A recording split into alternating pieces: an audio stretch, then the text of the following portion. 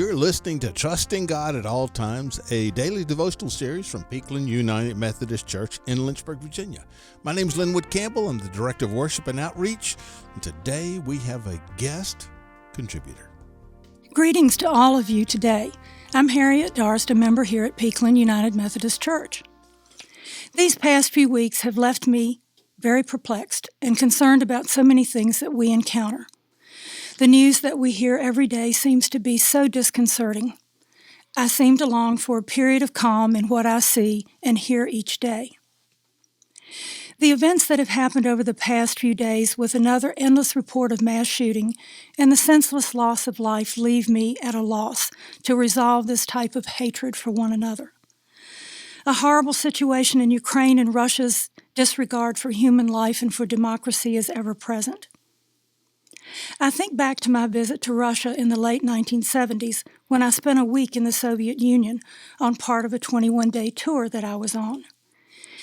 It was the same year that President Carter had pulled us from the Olympic Games, and Russia seemed so thrilled to be hosting.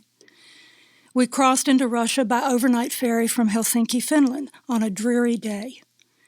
The people we encountered along our week's journey were friendly, and I was thrilled to see the things and visit places I had only read about. But now, I admit I find it hard to go and look at some of the keepsakes I brought back with me. My father was a Methodist minister who died in 1971.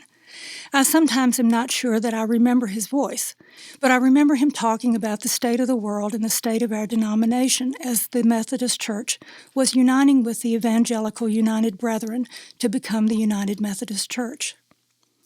As a district superintendent, he was hopeful for a new era for Methodism.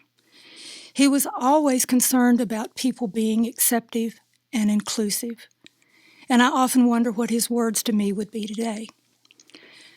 I also think about the coming change of our own United Methodist Church, with all that is facing us in the coming months, and I pray, will it be like my father told me, accepting and open to all?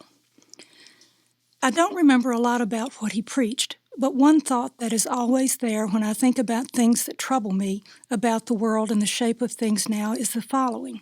He would say, and I quote, "Until men's hearts and minds are changed, we will not be ready for Christ to come back into the world."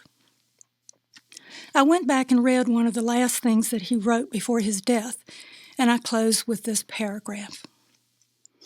"Surely the overwhelming demands of our day and the challenge of the kind of world we face calls upon all Christians to join hands, hearts, and resources in the larger interest of the kingdom of God. The time for competing with each other is over.